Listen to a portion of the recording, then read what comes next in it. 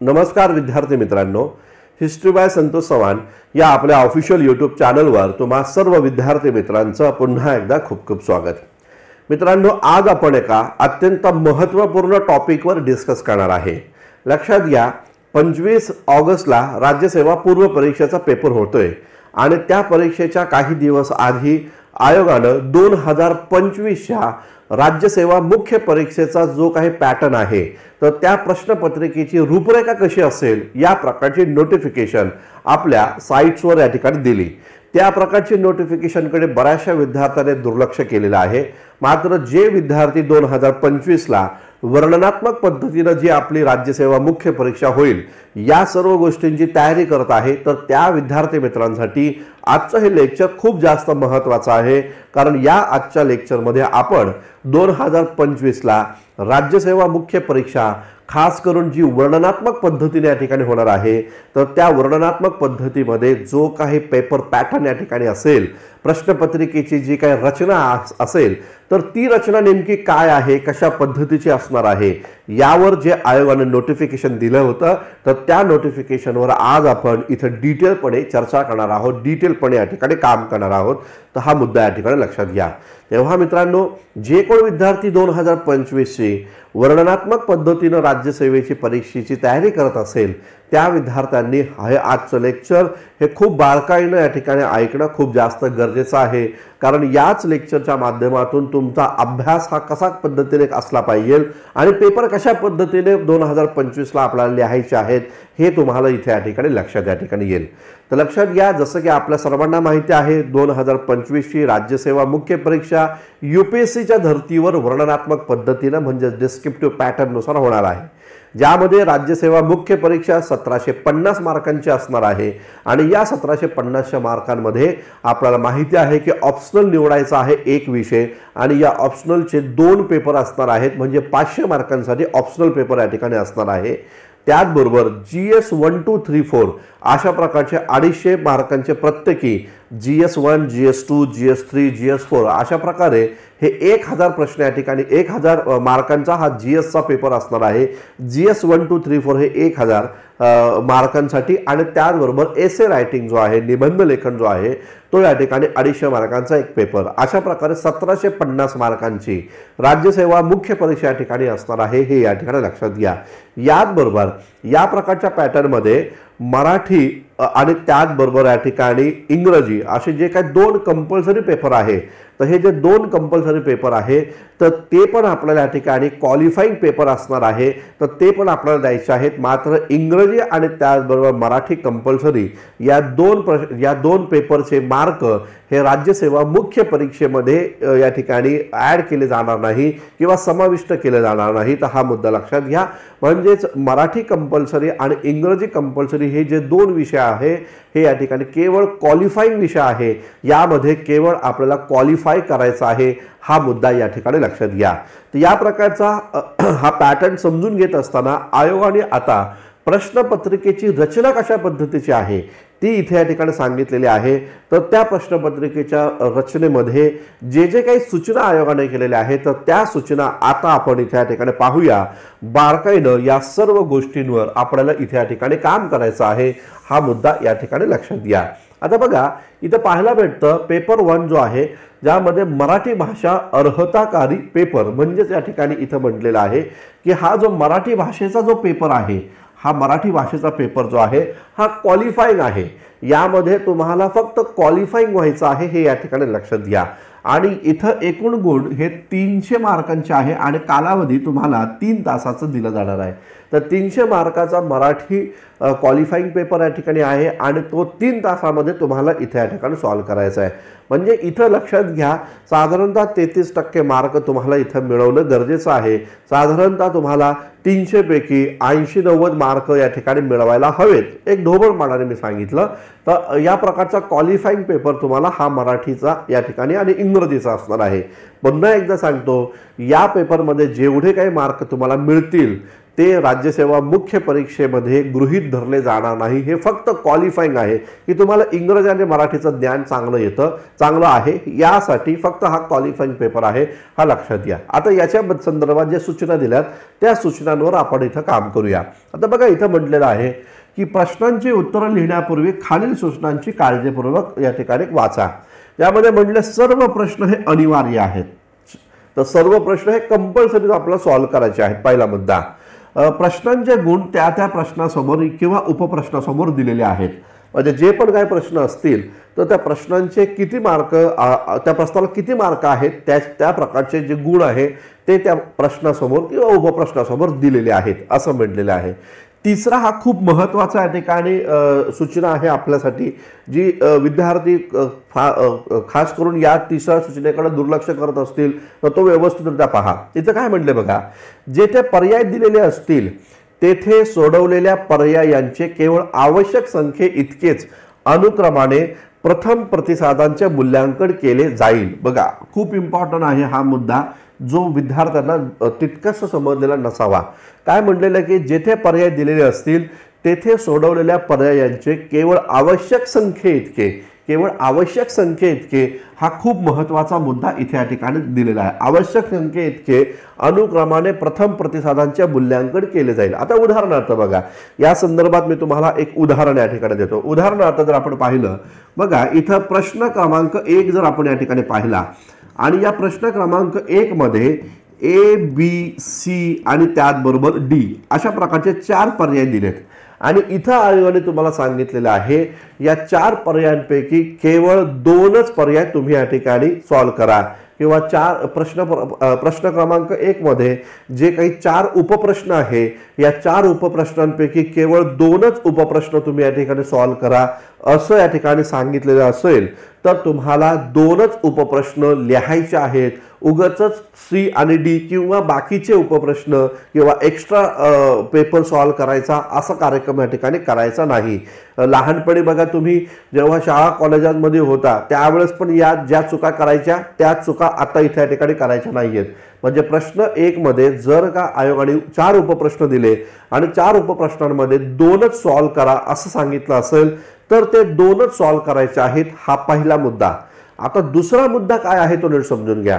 समजा तुम्ही जर या प्रश्न क्रमांक 1 मधला ए हा आत्ता लिहिला आणि त्याच्यानंतर बी तुम्हाला येत नाहीये, सी तुम्हाला येत नाही आणि डी थोडा बहुत या ठिकाणी येतोय, पण तुम्हाला असं वाटलं की पहिला प्रश्न क्रमांक 1 मधला ए प्रश्न आपण व्यवस्थित लिहू आणि डी नंतर लिहू, आणि मग तुम्ही जर समजा प्रश्न क्रमांक 2 ला लगेचच या ठिकाणी सुरुवात केली, म्हणजे प्रश्न 1 मधला ए सॉल्व्ह करून लगेचच प्रश्न क्रमांक 2 घेतला आणि त्यामधले तुम्ही ए बी सी सॉल्व्ह करत बसले आणि मग नंतर प्रश्न क्रमांक 1 मधला डी सॉल्व्ह करायचा तुमच्या मनामध्ये आला विचार, तर मग त्या डी चे मार्क गृहीत धरले जाणार नाही असं स्पष्टपणे आयोगाने इथे या ठिकाणी केलेले आहे। म्हणजे जर प्रश्न क्रमांक 1 तुम्हाला त्यामध्ये जर का 4 पैकी 2 प्रश्न लिहायचे आहेत किंवा 3 प्रश्न लिहायचे आहेत तर ते प्रश्न तुम्हाला सलग लिहायचे आहेत।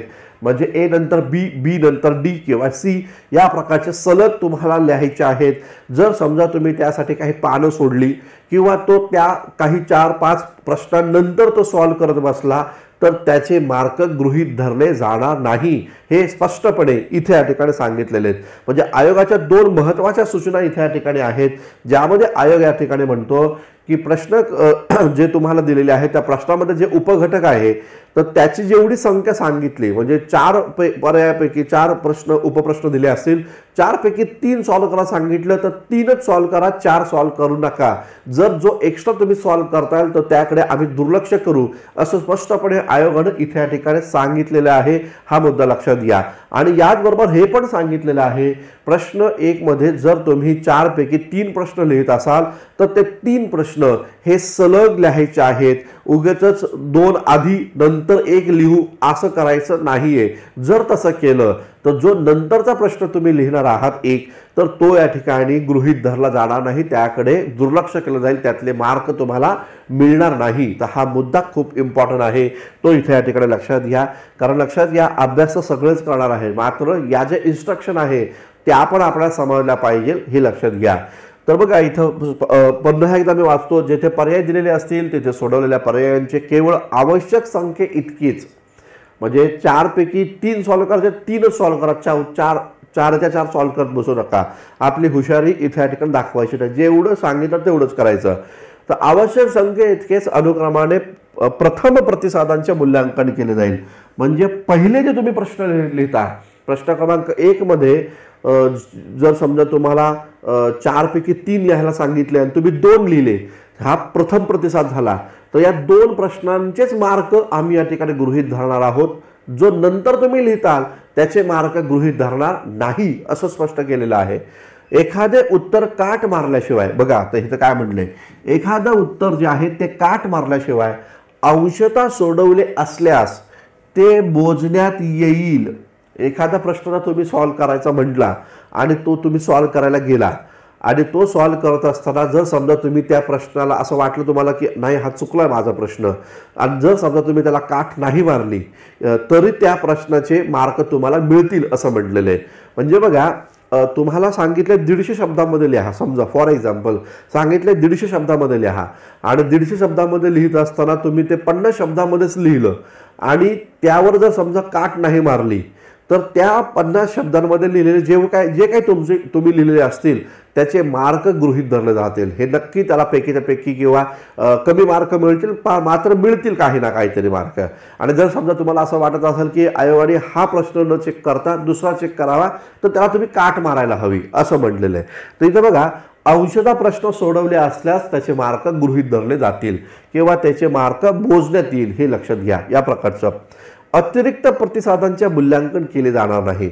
म्हणजे जर का तुम्ही एक्स्ट्रा काही माहिती लिहित असाल किंवा एक्स्ट्रा काही प्रश्न लिहित असाल, जसं मी सांगितलं की प्रश्न क्रमांक 1 मध्ये 4 उपघटक आहे आणि त्यापैकी 3च लिहायला सांगितले, मात्र तुम्ही हुशारी दाखवली आणि तुम्ही 4च्या 4 लिहित बसला, तर तो जो एक्स्ट्रा प्रश्न तुम्ही लिहिता, अतिरिक्त प्रतिसाद जो देता, तर त्याचे मार्क गृहीत धरले जाणार नाही, हे स्पष्ट या ठिकाणी आहे. म्हणजे तुमची मेहनत वाया जाणार आहे, कारण आयोग त्या प्रकारचा प्रश्न चेकच करणार नाही, हा मुद्दा या ठिकाणी लक्षात घ्या. पुढे म्हटलेला आहे, चौथा पण खूप इम्पॉर्टंट आहे सूचना, ती नीट समजून घेऊया. उमेदवारांनी प्रत्येक प्रश्नातील उपप्रश्नांची उत्तरे एकत्रित सोडवणं अपेक्षित आहे. बघा, जे मी तुम्हाला सांगितलं की ते इथं म्हटलेलं आहे, उपप्रश्नांची उत्तर एकत्रित सोडवणं अपेक्षित आहे. म्हणजे प्रश्न क्रमांक 1 मध्ये जर 4 उपप्रश्न आहे आणि त्यातले 3 लिहायचे आहेत, तर तुम्हाला ते 3 ABC किंवा ABD हे सलग लिहावे लागतील आणि मगच दुसऱ्या प्रश्नाला सुरुवात या ठिकाणी करायची आहे, असं स्पष्ट सांगितलेलं आहे. तर उपप्रश्नांची उत्तर एकत्र सोडवणं अपेक्षित आहे. जर एखाद्या प्रश्नाचा उपप्रश्न इतरत्र सोडवला, अन्यत्र कुठेतरी सोडवला, काही पृष्ठ सोडल्यानंतर सोडवला किंवा दुसऱ्या इतर प्रश्नाचा प्रयत्न केल्यानंतर सोडवला, तर अशा प्रकारे नंतरचे उपप्रश्न मूल्यांकनासाठी दुर्लक्षित केले जातील, स्पष्टपणे सांगितलंय. जर समजा एका प्रश्नामध्ये 4 पर्याय आहेत, 4 उपप्रश्न आहेत, त्यातले 3 सॉल्व्ह करायचे, तुम्ही आता 2 सॉल्व्ह केले आणि मग काही पानं सोडून त्यातला 3रा सॉल्व्ह करत बसला किंवा एक प्रश्न अटेम्प्ट केल्यानंतर दुसरा, त्यानंतर मग तुम्ही तो प्रश्न लिहित बसला, तर त्याचे मार्क गृहीत धरले जाणार नाही. तर 3 प्रश्न विचारलेत, तर तुम्हाला ते 3 क्रोनॉलॉजी वाईज किंवा तो अनुक्रमेच ते 3 ABC हे 3 सॉल्व्ह करावे लागतील. या प्रकारचा हा मुद्दा इथे या ठिकाणी दिलेला आहे. अशा प्रकारे नंतरचे उपप्रश्न मूल्यांकनासाठी दुर्लक्ष केले जाईल, हे या ठिकाणी म्हटलेले आहे. म्हणजे तुम्ही तो प्रश्न किती पण चांगला लिहिला तरी तो सलग लिहिला नसल्यामुळं, म्हणजे प्रश्न 1 मध्ये ABCD असे 4 उपघटक आहे, त्यातले AB लिहिले आणि D त्यानंतर खूप चांगला लिहिला, म्हणजे काही पानं सोडून लिहिला किंवा काही प्रश्न क्रमांक 2 अटेम्प्ट केल्यानंतर ए मधला प्रश्न 1 मधला डी लिहिला तर तो प्रश्न किती जरी चांगला लिहिला असला तरी त्याला मार्क दिले जाणार नाही असं स्पष्टपणे या ठिकाणी सांगितलेलं आहे। पुढे बघा, प्रश्नामध्ये वेगळा निर्देश नसेल तर प्रश्नांची उत्तरं मराठीत लिहायची आहे। वेगळा निर्देश करायला, समजा आता मराठीमध्ये असं म्हटलं जातं की मराठीचा हा पेपर आहे तर मराठीमध्ये असं सांगितलं जाईल की या मराठी उताराचं इंग्रजीत भाषांतर करा, असं आवर्जून असेल तरच ते इंग्रजीत भाषांतर करायचं आहे। अदरवाईज देवनागरी मराठी लिपीतच तुम्हाला लिहायचं आहे सगळे प्रश्न। जेथे जेथे शब्द संख्येची मर्यादा प्रश्नामध्ये सांगितली आहे हे खूप महत्त्वाचं आहे, लक्षात घ्या। शब्द संख्येची मर्यादा, तर शब्द संख्येची मर्यादा प्रश्नामध्ये जिथे जिथे सांगितले असेल तिथे तिथे त्याचे पालन केलेच पाहिजे, तिथे तिथे त्याचं पालन हे केलेच पाहिजे, हा मुद्दा या ठिकाणी लक्षात घ्या। सांगितलेल्या शब्दसंख्येपेक्षा जास्त अथवा कमी शब्दात उत्तरे लिहिलेले असल्यास गुण कमी केले जातील। म्हणजे जर एखादा प्रश्न तुम्हाला 250 शब्दात लिहायला सांगितला आणि तुम्ही तो लिहिला 400 शब्दात तरी त्याचे मार्क कमी केले जातील। जर समजा 250 शब्दांमध्ये एखादा प्रश्न लिहायचा आहे आणि तुम्ही 150 शब्दातच तो लिहिला तरी मार्क या ठिकाणी कमी केले जातील, हे लक्षात घ्या। म्हणजे मार्क तितके तुम्हाला मिळणार नाही, हे लक्षात घ्या। त्यामुळे शब्द संख्या, शब्द मर्यादा जी आहे, शब्द संख्येची जी मर्यादा आहे तिचे पालनच करायला हवे। 150 शब्द सांगितले तर 150 शब्दांमध्ये ते बसले पाहिजे। 5 पुढे मागे चालतील, म्हणजे 145 चालेल, 155 पण चालेल, परंतु अगदीच खूप जास्त डिफरन्स नसावा, 180, 190, 200 असं या ठिकाणी नसावं। त्यामुळं प्रश्न लिहित असताना शब्द मर्यादाला खूप जास्त महत्त्व आहे, हा मुद्दा या ठिकाणी लक्षात घ्या। उत्तर पुस्तिकेतील कोणतेही पृष्ठ कोरे सोडल्यास त्यावर स्पष्टपणे काट मारावी। समजा अनावधानानं आपण उत्तर पत्रिकेची पानं चालत असताना आत्ता इथं प्रश्न लिहिला आणि त्यानंतर याच्यामध्ये 2 पानं रिकामी सोडली आणि त्यानंतर दुसरा प्रश्न लिहिला गेला तर मध्ये जे काही रिकामी पानं राहतील त्याला स्पष्टपणे काट मारायची आहे। एक अशी आडवी तिरपी रेघ जी आहे ती मारायची आहे, असं काट स्पष्टपणे मारा असं इथे या ठिकाणी म्हटलेलं आहे। आता बघा, इथं मराठी हा जो पेपर आहे तर त्या पेपरचा नमुना दिलेला आहे, आयोगाने स्पष्ट सांगितलेला आहे नमुना। आता बघा, ज्यामध्ये एकूण 6 उपघटक या ठिकाणी दिलेले आहेत, 6 घटक दिलेले आहेत। मग ज्यामध्ये निबंध आहे, बघा निबंध आहे, तर त्या निबंध मार्काचे एकूण गुण हे या ठिकाणी 100 आहे। तर 100 मार्काला तुम्हाला निबंध या ठिकाणी लिहायचा आहे। आता तो किती शब्दात लिहायचा आहे ते त्या त्या वेळेच्या परिस्थितीवर डिपेंड आहे। जर समजा 250 शब्द सांगितले असेल तर 250, 500 शब्द सांगितले तर 500 शब्द, जे पण काय सांगितलं आहे 1000 शब्द सांगितले असेल तर 1000 शब्दात, तर जे पण काय तिथं सांगितलेले आहे तर ती शब्दमर्यादा तुम्हाला पाळायची आहे निबंध लिहिताना। परिच्छेदांचे आकलन, तर याला या ठिकाणी 60 इथे या ठिकाणी मार्क दिलेले आहेत। तर 60 मार्कांसाठी परिच्छेद जे आहे, पॅसेज जे आहे, ते पॅसेज जे आकलन जे आहे तर ते त्यासाठी 60 मार्कांसाठी आहे। त्याचबरोबर सारांश लेखन जे आहे, सारांश लेखन आपल्याला या ठिकाणी करायचं आहे, तर त्या सारांश लेखनाला देखील इथे या ठिकाणी पाहायला भेटतं की 60 मार्कांसाठी सारांश लेखन या ठिकाणी आहे।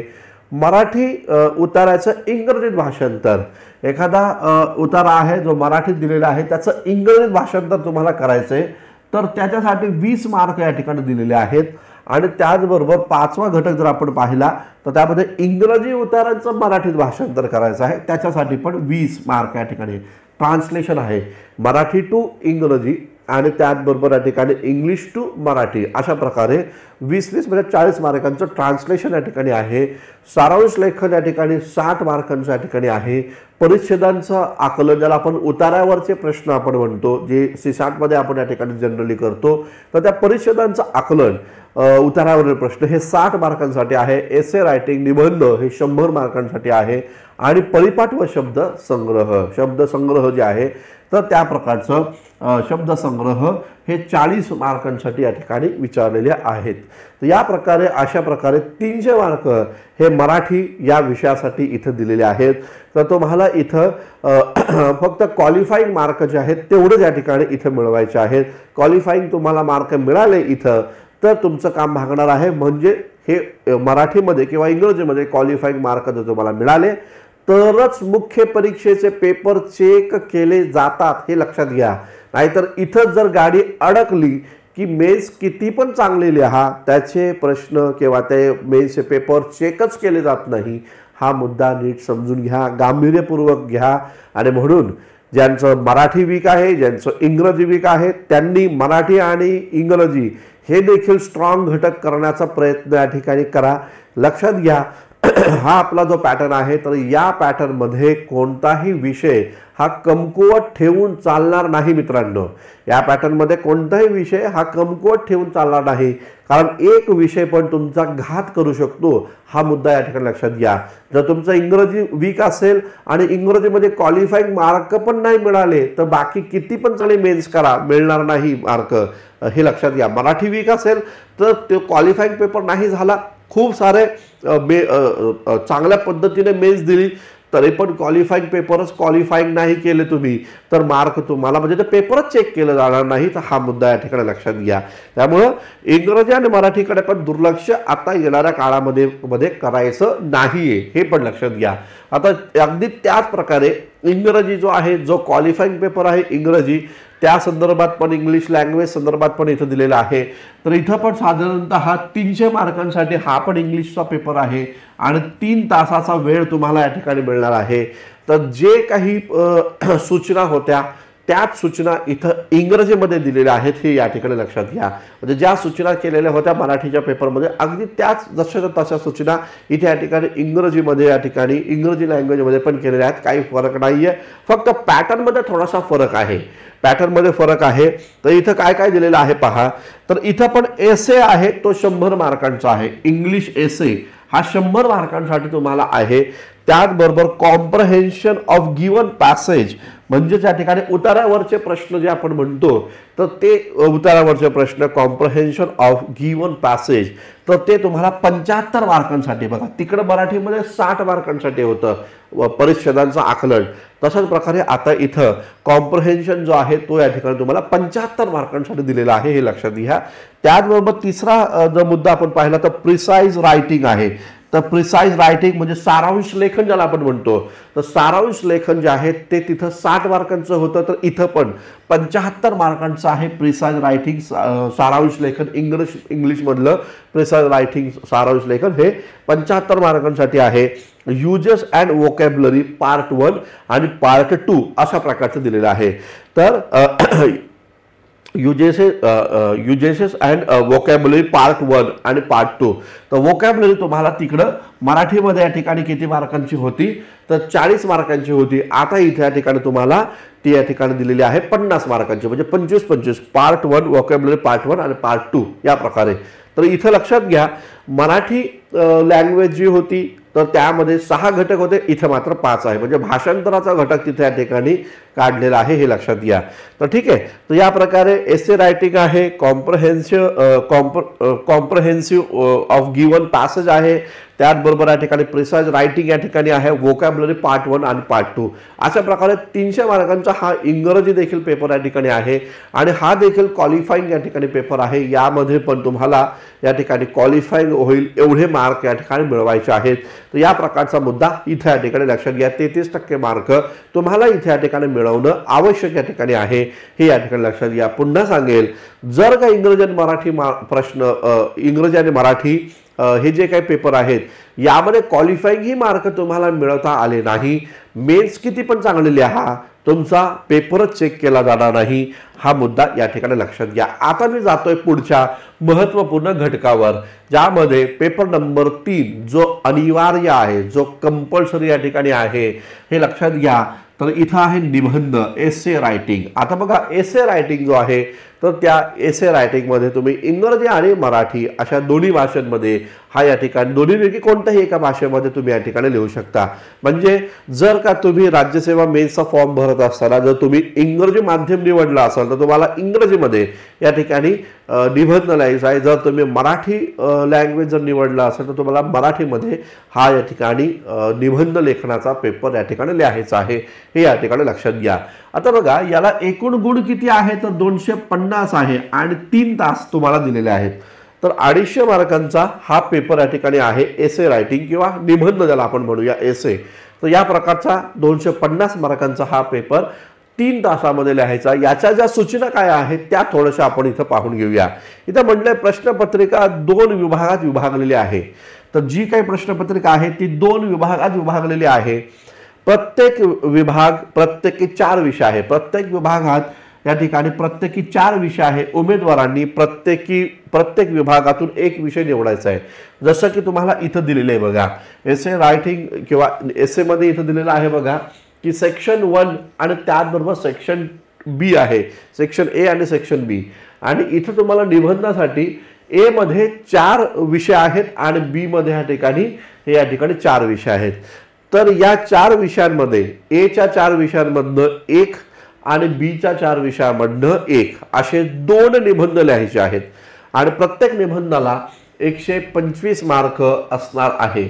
तर तुम्हाला निबंध किती लिहायचे, तर 2 लिहायचे आहेत आणि त्या निबंधासाठी तुम्हाला या ठिकाणी एका निबंधाला 125 आणि दुसऱ्या निबंधाला 125 अशा प्रकारे 250 मार्कांचा हा एसेचा पेपर या ठिकाणी असणार आहे। हे लक्षात घ्या, खूप इम्पॉर्टंट आहे हा पण पेपर, ज्याकडे बरेचसे विद्यार्थी दुर्लक्ष करतात। तर इथे पण मार्क मिळवण्याची खूप जास्त चांगली संधी या ठिकाणी असणार आहे, लक्षात घ्या।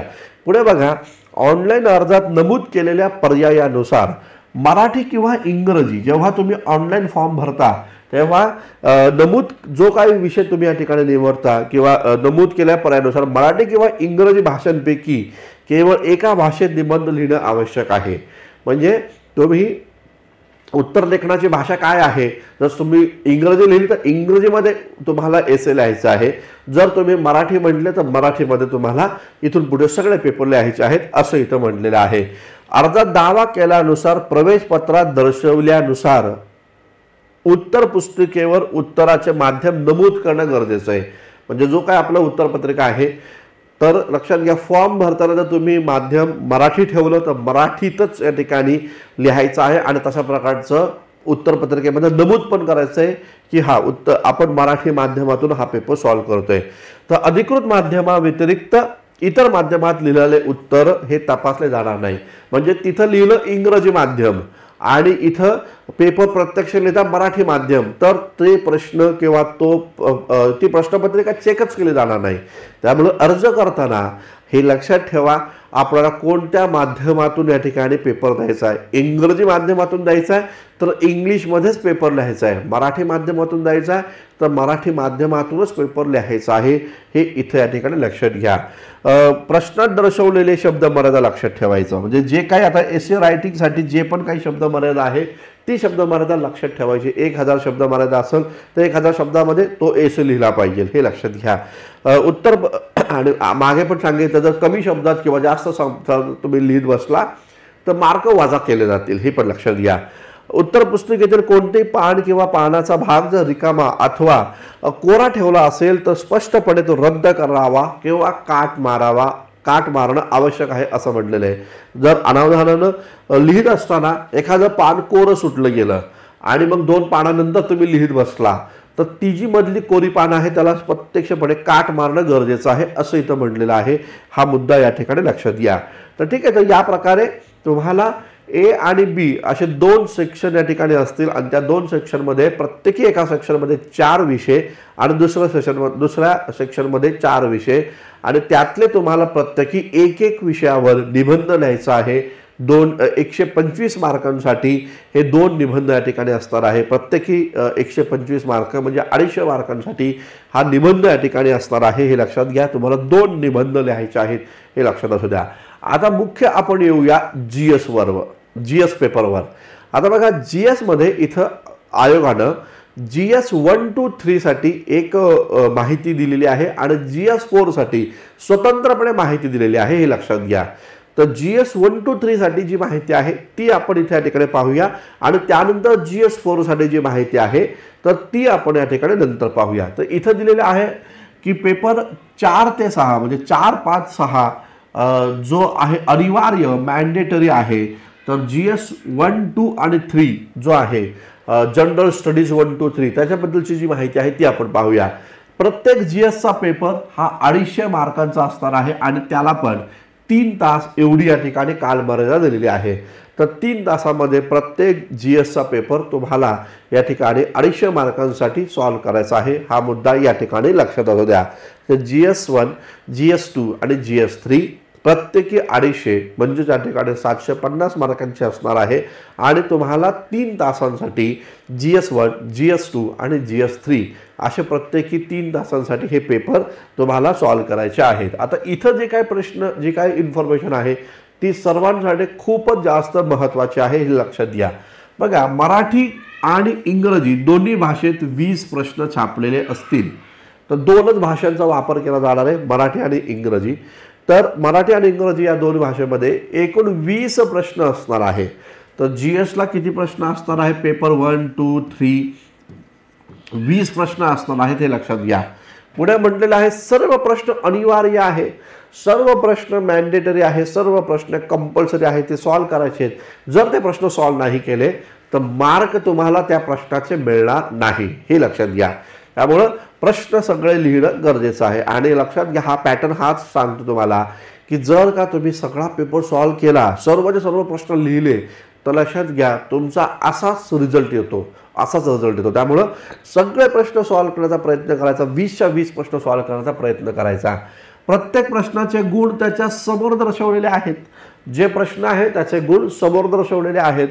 अर्जात दावा केल्यानुसार, प्रवेश पत्रात दर्शवल्यानुसार उत्तर पुस्तिकेवर उत्तराचे माध्यम नमूद करणं गरजेचं आहे। म्हणजे अर्जामध्ये जे तुम्ही माध्यम लिहिताय, निवडताय, मराठी तर मराठीतच पेपर लिहायचा आहे, इंग्रजी तर इंग्रजीतच पेपर लिहायचा आहे। पेपरमध्ये म्हणजे फॉर्म भरत असताना जे माध्यम निवडतात तेच माध्यमात तुमचा उत्तर या ठिकाणी लिहिली गेली पाहिजे, प्रश्न लिहिले पाहिजे, हे लक्षात घ्या।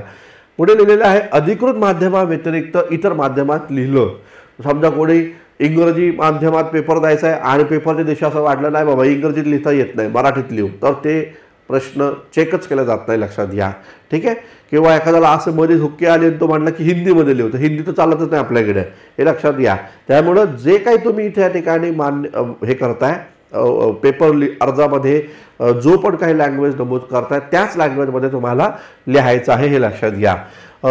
पुढे बघा, इथं म्हटलेलं आहे की जेथे पर्याय दिलेले असतील, जेथे पर्याय दिलेले असतील तेथे सोडवलेल्या पर्यायांचे केवळ आवश्यक संख्ये इतकेच, केवळ आवश्यक संख्ये इतकेच अनुक्रमाने प्रथम प्रतिसादांचे मूल्यांकन केले जाईल। परत इथे या ठिकाणी लक्षात घ्या, जेथे पर्याय दिलेले असतील, जर समजा एखाद्या प्रश्नामध्ये उदाहरणार्थ बघा, समजा परत एकदा नीट समजून घ्या, प्रश्न क्रमांक 1 आणि याच्यामध्ये उपघटक जर असतील, जसं ABCD हे उपघटक असतील, तर हे सगळेचे सगळे उपघटक सलगच सॉल्व करणं गरजेचं आहे असं म्हटलंय।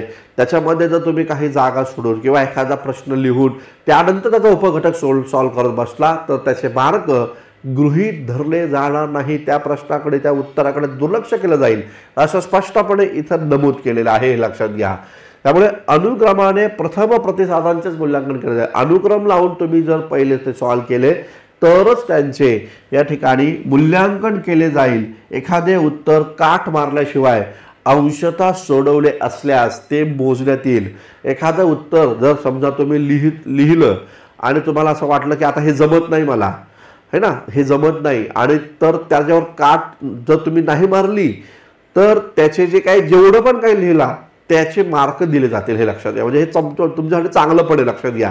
तर समजा एखादा प्रश्न आहे आणि तो प्रश्न पॉलिटीवरचा प्रश्न आहे किंवा इकॉनॉमीवरचा प्रश्न आहे किंवा सोशियोलॉजी किंवा हिस्ट्रीवरचा प्रश्न आहे, तो तुम्ही लिहायला सुरुवात केलेली आहे, 7-8 ओळी लिहिलेल्या आहेत, तर त्याच्यावर जर समजा तुम्ही काट मारली तर त्याचे प्रश्न नाही मिळणार, लक्षात घ्या। त्याच्यावर जर काट मारली तर त्याचे प्रश्न नाही मिळणार, त्याला तसंच सोडून दिलं तर काहीतरी मार्क त्याला मिळणार आहेत, हा मुद्दा या ठिकाणी लक्षात घ्या। त्यामुळे जनरली हेच करा, तो प्रश्न पुन्हा नव्यानं जर लिहायचा नसेल, तो प्रश्न जर तुम्हाला नव्यानं लिहायचा नसेल तर त्याच्यावर काट मारू नका, म्हणजे जेवढं काही लिहिलं त्याचे मार्क तरी भेटतील थोडेफार। आणि जर समजा नव्यानं लिहायचा आहे तो प्रश्न तर त्याच्यावर काट मारून पुन्हा नव्यानं तोच प्रश्न लिहायचा प्रयत्न करा, हा मुद्दा इथं समजावून सांगण्याचा प्रयत्न केलेला आहे। तर अतिरिक्त प्रतिसादांचे मूल्यांकन केले जाणार नाही, त्याकडे दुर्लक्ष केले जाईल। म्हणजे प्रश्न 1 आहे ज्याच्यामध्ये ABCD असे 4 उपप्रश्न आहेत आणि या प्रश्नामध्ये सांगितलं 3च प्रश्न लिहा, तर 3च लिहायचे। उगाच आपण खूप हुशार आहे हे दाखवण्यासाठी 4 प्रश्न लिहित बसू नका, कारण जो चौथा तुम्ही लिहिताल त्याचे मार्क तुम्हाला मिळणार नाहीये, त्याकडे सरळ दुर्लक्ष केले जाईल असं स्पष्टपणे नमूद केलेलं आहे. मग त्यातून तुमचा वेळ वाया जाईल हे लक्षात घ्या. त्यामुळे तसं करत बसू नका. उमेदवारांनी प्रश्नांच्या सर्व उपप्रश्नांची एकत्रित उत्तरं सोडवणं अपेक्षित आहे. तर जे काही प्रश्न आहेत त्या प्रश्नांची उपप्रश्न जे आहेत तर ती उपप्रश्न एकत्रित सॉल्व्ह करा असं म्हटलेलं आहे. परत इथं तोच मुद्दा दिलाय. जर एखाद्या प्रश्नाचा उपप्रश्न इतरत्र सोडवल्यास काही पृष्ठ सोडल्यानंतर किंवा दुसऱ्या इतर प्रश्नाचा प्रयत्न केल्यानंतर जर तुम्ही तो उपप्रश्न सॉल्व्ह केला तर त्याकडे आयोग दुर्लक्ष करणार आहे असं म्हटलेलं आहे.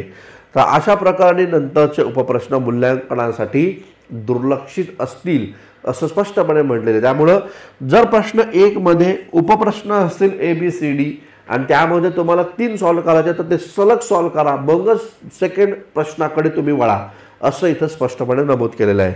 प्रश्न क्रमांक 1 ते 10 याची उत्तरं 150 शब्दात असावी. बघा इथं नमुना पण दिलेला आहे. तर इथं म्हणलेलं 1 ते 10. तर बघा हा 1 पासून सुरू केलं की 10 पर्यंत आपण आलो. 1 ते 10 तर त्याची इथे या ठिकाणी मार्क दिलेले आहेत 150 शब्द. इथं 10 मार्क आहेत आणि प्रत्येकी 150 शब्द जे आहे तर ही शब्द मर्यादा 150 आहेत हे लक्षात घ्या.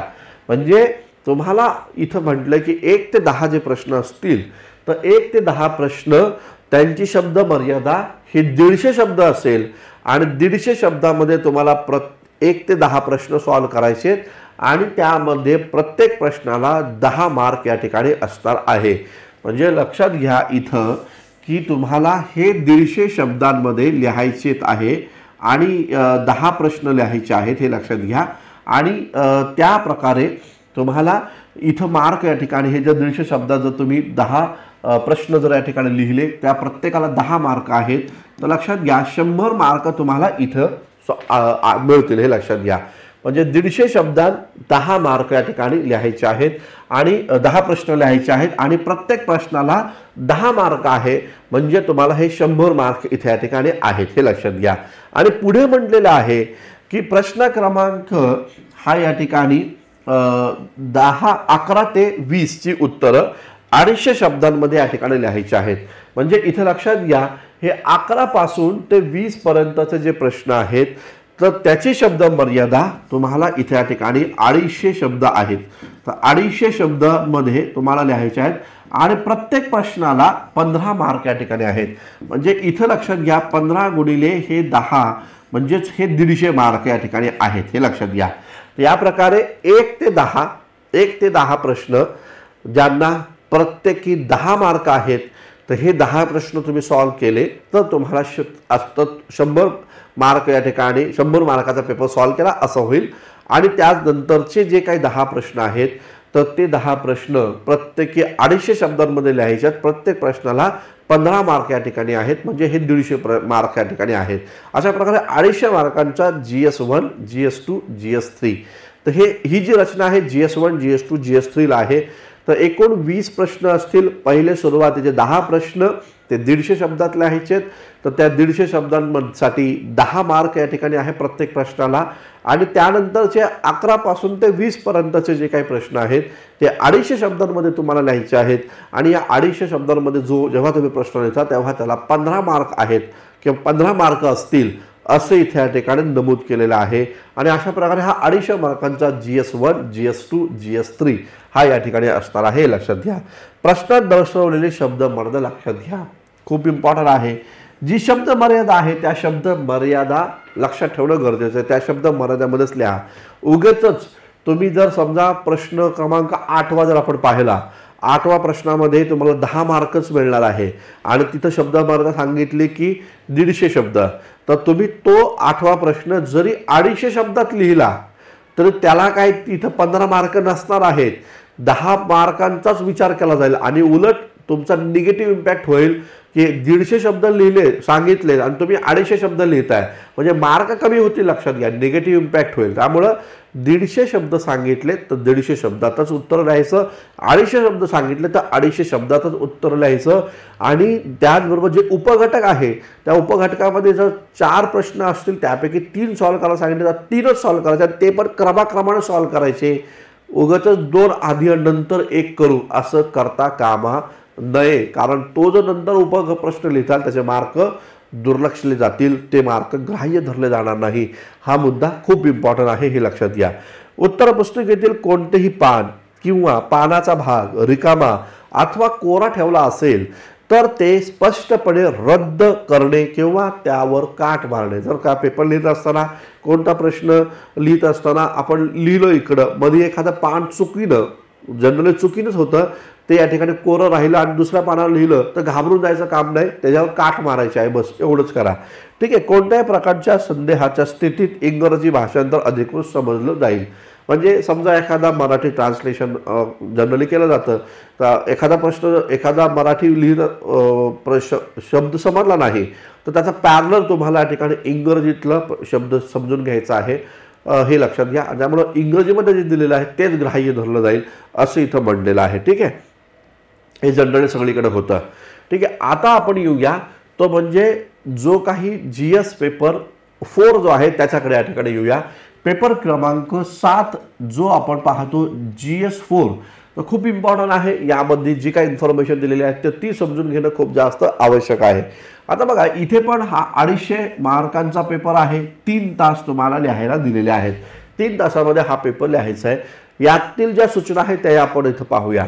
आता बघा 2 भागात अ आणि ब असे 2 भागात विभागलेले 12 प्रश्न आहेत.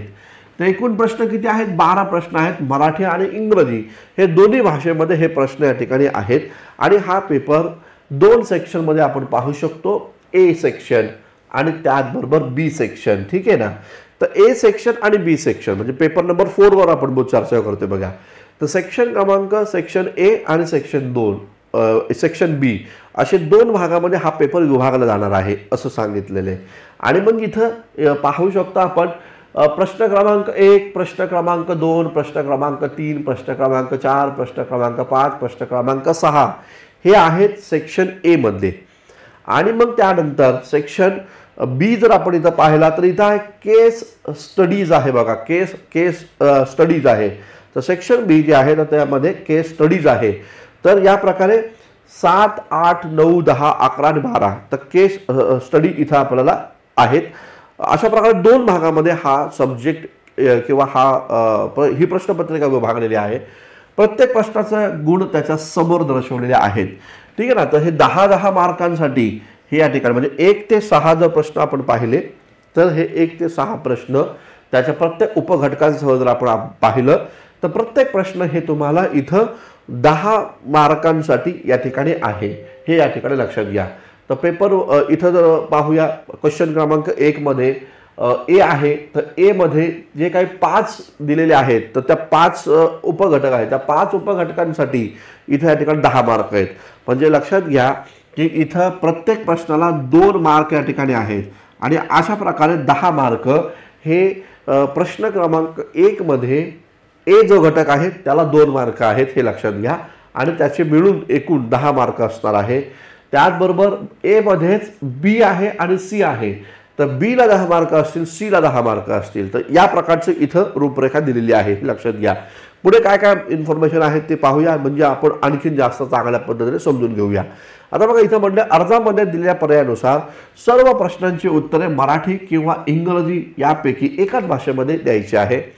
अर्जात दावा केल्यानुसार प्रवेश पत्रात दर्शवल्यानुसार उत्तर पुस्तिकेवर उत्तराचे माध्यम नमूद करणं गरजेचं आहे. उत्तर पुस्तिकेवर उत्तराचे माध्यम नमूद करणे गरजेचं आहे. अधिकृत माध्यमाव्यतिरिक्त इतर माध्यमात लिहिलेले उत्तर तपासले जाणार नाही किंवा त्यांना गुण दिले जाणार नाही असं इथं म्हटलेलं आहे.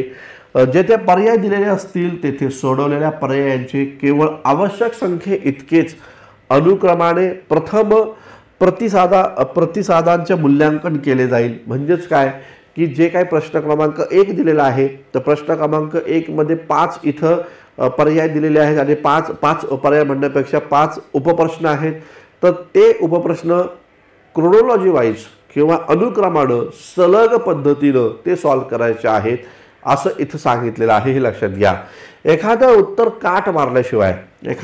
काट मारल्याशिवाय अंशतः जर सोडवले असेल तर त्याचे मार्क गृहीत धरले जाणार आहे। जर समजा एखादा प्रश्न तुम्ही थोडा लिहिला, त्याला काट नाही मारले, तर त्याचे मार्क या ठिकाणी गृहीत धरले जाणार आहे असं म्हटलेलं आहे। आणि अतिरिक्त प्रतिसादांचे मूल्यांकन केले जाणार नाही। म्हणजे जर एक्स्ट्रा माहिती किंवा एक्स्ट्रा प्रश्न जर तुम्ही लिहित असाल, अतिरिक्त प्रश्न लिहित असाल, 4 प्रश्न आहे, 4 उपप्रश्न आहेत, त्यापैकी 3 लिहायचे। जर तुम्ही 4चे 4 लिहित बसला, तर तो जो एक्स्ट्रा तुम्ही प्रश्न लिहिताय तर त्याचे मार्क या ठिकाणी गृहीत धरले जाणार नाही। हा मुद्दा या ठिकाणी लक्षात घ्या। उमेदवारांनी प्रश्नाच्या सर्व उपप्रश्नांची एकत्रित उत्तर सोडवणे गरजेचे आहे। सर्व उपप्रश्नांची एकत्रित उत्तर या ठिकाणी सॉल्व्ह करा, हे लक्षात घ्या। म्हणजे प्रश्न क्रमांक 1 मध्ये जर 4 उपप्रश्न असतील आणि 4 पैकी 3 उपप्रश्न लिहायचे असतील, तर ते सलग सॉल्व्ह करायचे आहेत। त्यानंतरच क्वेश्चन क्रमांक 2 ला हात घालायचा आहे, त्यानंतर 3 ला हात घालायचा आहे, हे लक्षात घ्या। त्यामुळे ते सलग उपप्रश्न एकत्र सोडवणं अपेक्षित आहे। जर एखाद्या प्रश्नाचा उपप्रश्न इतरत्र सोडवल्यास, काही प्रश्न सोडल्यानंतर किंवा दुसऱ्या इतर प्रश्नाचा प्रयत्न केल्यानंतर, तर अशा प्रकारचे नंतरचे उपप्रश्नांना मूल्यांकन दिलं जाणार नाही किंवा मूल्यांकनासाठी ते दुर्लक्ष केले जातील असं म्हटलेलं आहे। आता बघा, इथं खूप महत्त्वाची इन्फॉर्मेशन आहे 8वी क्रमांकाची। त्यामध्ये म्हटलं प्रश्न क्रमांक 1 अ उपप्रश्नांची उत्तरे हे 30 शब्दांमध्ये लिहायचे आहे। तर बघा, इथं आपल्याला या ठिकाणी पाहायला भेटेल, तर इथं म्हटलेलं आहे बघा की हा जो काही प्रश्न क्रमांक 1 आहे, त्यामध्ये ए जो आहे, तर यामध्ये जे 5 प्रश्न या ठिकाणी दिलेले आहेत, 5 उपप्रश्न असणार आहेत। तर प्रश्न क्रमांक 1 मध्ये ए घटक जो आहे, त्या ए घटकामध्ये 5 उपप्रश्न असणार आहे आणि यापैकी हे प्रत्येकी प्रश्न जे आहे हे या ठिकाणी 30 शब्दांमध्ये लिहायचे आहे। 30 शब्द मध्ये तुम्हाला या व्याख्या संकल्पना ज्या आहेत त्या तुम्हाला इथे या ठिकाणी स्पष्ट करायच्या आहेत। आणि मुद्दा नीट समजून घ्या इथं की यापैकी 2 मार्कांना हे या ठिकाणी असणार आहे, कारण इथं मार्क किती दिलेले आहेत, तर 10 मार्क या ठिकाणी दिलेले आहेत। ठीक आहे ना। तर 10 गुणिले 5 या प्रकारे 2 गुणिले 5 या प्रकारे 10 मार्कांसाठी हे 5 प्रश्न तुम्हाला असणार आहेत। तर ए मध्ये प्रश्न क्रमांक 1 मध्ये ए जो आहे त्यामध्ये 5 प्रश्न असतील आणि त्यामध्ये ते प्रश्न तुम्हाला 30 शब्दांमध्ये लिहायचे आहेत। हा मुद्दा लक्षात घ्या। म्हणजे पहिल्यांदाच आता पेपर क्रमांक 4 जर आपण पाहिलं, त्यामध्ये पहिल्यांदा सांगितलं की 30 शब्दांची मर्यादा, नाहीतर आधी 150 आणि त्याचबरोबर 250 असंच चाललेलं होतं, लक्षात घ्या। पुढे म्हटलेलं आहे की पुढे काय म्हटले बघा की प्रश्न क्रमांक 1 मधलं ए आणि त्याचबरोबर बी व प्रश्न क्रमांक 2 ते 6 च्या उपप्रश्नांची उत्तरं 150 शब्दात लिहायची आहे। म्हणजे बाकीचे जे प्रश्न आपण पाहतो, म्हणजे इकडनं जे या ठिकाणी पाहतो आपण, म्हणजे प्रश्न क्रमांक 1 मधला बी सी आणि त्याचबरोबर हे सगळे प्रश्न जे आहेत, प्रश्न क्रमांक 2 3 4 5 6 हे जे काही उपघटक आहे त्यांचे उपप्रश्न आहे, तर त्यांची शब्द मर्यादा किती असणार आहे, तर ती 150 शब्द असणार आहे। हा मुद्दा खूप इम्पॉर्टंट आहे, तो व्यवस्थित समजून घ्या मित्रांनो। म्हणजे प्रश्न क्रमांक 1 मध्ये ए घटक जो आहे, त्या ए मध्ये 5 प्रश्न जे आहेत त्यातला प्रत्येक प्रश्न तुम्हाला 30 शब्दांमध्ये लिहायचा आहे आणि या 5 प्रश्नांना मिळून 10 मार्क आहे। मात्र प्रश्न 1 मध्ये बी सी, त्याचनंतर प्रश्न 1 ते 6 यामध्ये जे काही उपघटक आहे, या सर्व उपघटकांना जे काही इथं समोर या ठिकाणी मार्क दिलेले आहेत, प्रत्येकी 10 मार्क आहेत या प्रत्येक उपघटकांना, आणि त्यासाठी प्रत्येक प्रश्न तुम्हाला 150 शब्दात या ठिकाणी लिहायचा आहे। हा मुद्दा खूप इम्पॉर्टंट आहे, तो व्यवस्थित या ठिकाणी समजून घ्या। ठीक आहे ना। पुढे आपल्याला पाहायला भेटतं, पुढे म्हटलेलं आहे की तर प्रश्न क्रमांक 7 ते 12 चे उत्तर 250 शब्दात या ठिकाणी असणार आहे। म्हणजे इथे 7 पासून ते 12 पर्यंतचं जे काही प्रश्न या ठिकाणी आहेत, साधारणतः केस स्टडीज इथे या ठिकाणी असणार आहे। तर या केस स्टडीज जे आहेत, तर त्या केस स्टडीजसाठी तुम्हाला प्रत्येक प्रश्नाला 20 मार्क या ठिकाणी दिलेले आहेत, प्रत्येक प्रश्नाला 20 मार्क आहेत आणि मग त्याची शब्द मर्यादा 250 आहेत, हे या ठिकाणी लक्षात घ्या। तर याची केस स्टडीज जे आहेत त्या तुम्हाला 250 शब्दांमध्ये लिहायच्या आहेत। ठीक आहे। केस स्टडीज 250 शब्दांमध्ये तुम्हाला लिहायचे आहेत. बाकीचे प्रश्न 1 मध्ये ए जो आहे त्या ए मध्ये 5 प्रश्न असतील ते 30 शब्दात लिहायचे आहेत. त्यानंतर बी आणि सी आणि 2 ते 6 पर्यंतचे जे प्रश्न आहेत त्यामध्ये तुम्हाला 150 शब्दांमध्ये या ठिकाणी लिहायचे आहे आणि प्रत्येक प्रश्नाला 10 मार्क या ठिकाणी असतील. आणि इथं 250 शब्दांमध्ये लिहायचे आहेत 7 पासून ते 12 पर्यंतचे, तर त्याला प्रत्येकी 20 मार्क या ठिकाणी असणार आहे. तर या प्रकारचा महत्त्वाचा मुद्दा किंवा महत्त्वाची इन्फॉर्मेशन पेपर नंबर 4 मध्ये इथे या ठिकाणी दिलेली आहे. आता आपण शेवटच्या घटकाकडे या ठिकाणी येऊया, तो म्हणजे कंपल्सरी सब्जेक्ट. लक्षात घ्या, कंपल्सरी सब्जेक्ट जो आहे जो खूपच महत्त्वाचा आहे. आणि लक्षात घ्या, जर का तुम्हाला मेरिटमध्ये यायचं असेल तर तुम्हाला कंपल्सरी पेपर जो तुमचा या ठिकाणी ऑप्शनल पेपर ज्याला आपण म्हणू शकतो, तर तो जो ऑप्शनल पेपर जो आहे तर तो ऑप्शनल पेपरमध्ये तुम्हाला तुफान प्रकारची या ठिकाणी बॅटिंग करणं गरजेचं राहील किंवा ऑप्शनल पेपरमध्ये खूप जास्त मार्क तुम्हाला घेणं खूप जास्त गरजेचं असतं, हे लक्षात घ्या जर का तुम्हाला मेरिटमध्ये या ठिकाणी यायचं असेल तर. ऑप्शनल पेपरच्या संदर्भात पण काही महत्त्वाची इन्फॉर्मेशन आयोगाने इथं डिस्कस केलेली आहे. त्या इन्फॉर्मेशनवर थोडंसं आपण या ठिकाणी चर्चा करूया. आता बघा, प्रश्न इथं जर आपण ऑप्शनल पेपर या ठिकाणी पाहिला तर ऑप्शनल पेपरमध्ये 2 प्रकारचे ऑप्शनल असणार आहेत. प्रश्न म्हणजे पेपर असणार आहे, त्यामध्ये 1 आणि त्याचबरोबर 2 असे 2 पेपर असणार आहे. आणि प्रत्येकी ऑप्शनल पेपर हा या ठिकाणी 250 मार्कांचा या ठिकाणी असणार आहे. ठीक आहे ना. तर 250 मार्कांचा पेपर या ठिकाणी असणार आहे. तर ते लक्षात घ्या. तर 250 मार्कांचा पेपर 1 आणि त्याचबरोबर पेपर 2 हा या प्रकारचे 250 म्हणजे एकूण ऑप्शनल पेपर हा 500 मार्कांचा या ठिकाणी असेल. आता बघा काय काय इन्फॉर्मेशन आहे ती आपण थोडीशी इथं या ठिकाणी पाहून घेऊया, समजून घेऊया. आता इथं म्हटलेलं काय आहे बघा, प्रश्नपत्रिकेत एकूण 8 प्रश्न असून 2 भागात विभागलेला असेल. प्रश्नपत्रिकेमध्ये 8 प्रश्न असणार आहे आणि ते 2 भागामध्ये विभागलेले आहेत. त्यापैकी 5च प्रश्न या ठिकाणी सोडवायचे आहेत. खूप इम्पॉर्टंट आहे. बघा इथं मी तुम्हाला स्पष्ट करून देतो, पेपर 1 आणि पेपर 2 असे ऑप्शनलचे 2 घटक असतील आणि त्यामध्ये इथं म्हणलेलं आहे, इथे प्रश्न जे असतील बघा, ते प्रश्न जर असतील त्यामध्ये 1 प्रश्न 2 3 4 5 6 7 आणि 8 अशा प्रकारची रचना असणार आहे. ठीक आहे ना. तर अशा प्रकारे एकूण 8 प्रश्न तुम्हाला दिले जाणार आहे. आता या 8 पैकी तुम्हाला फक्त 5 प्रश्न सॉल्व करायचे आहेत असं म्हटलेलं आहे. फक्त 5च प्रश्न तुम्हाला इथे या ठिकाणी सॉल्व करायचे. 8 प्रश्न विचारले जाणार आहेत, तर त्यातले 5 प्रश्न तुम्हाला सॉल्व करायचे आहेत असं यांनी सांगितलेलं आहे. आता बघा यामध्ये अजून काय म्हटलेलं आहे बघा, प्रश्न 1 आणि 5 हा अनिवार्य आहे, हा कंपल्सरी आहे. म्हणजे इथे बघा प्रश्न 1 आणि त्याचबरोबर प्रश्न 5 जो आहे तो या ठिकाणी कंपल्सरी असणार आहे, तो तुम्हाला अनिवार्य आहे. आता बघा जनरली जर आपण हिस्ट्री सारखा ऑप्शनल पेपर जर आपण पाहिला तर हिस्ट्री ऑप्शनल जर आपण पाहिला तर पेपर 1 जो आहे हिस्ट्रीचा त्यामध्ये एन्शियंट इंडिया आणि मिडिवल इंडिया आहे आणि पेपर 2 जो आहे ज्याच्यामध्ये मॉडर्न इंडिया आणि मॉडर्न वर्ल्ड आहे. या प्रकारचा हा हिस्ट्री ऑप्शनलचा पेपर आहे. आता इथं बघा पेपर 1 पासून ते 4 क्वेश्चन 1 पासून ते 4 पर्यंतचे जे प्रश्न असतील हिस्ट्रीचे तर ते या ठिकाणी असतील प्राचीन भारताच्या इतिहासावर. समजा एक ढोबळ मानाने मी तुम्हाला सांगतोय, कारण मी ऑप्शनल पेपर शिकवतो म्हणून त्याबद्दल थोडीशी इन्फॉर्मेशन तुम्हाला देतो आणि तशा प्रकारचे बाकीचे पण ऑप्शनलचं असणार आहे.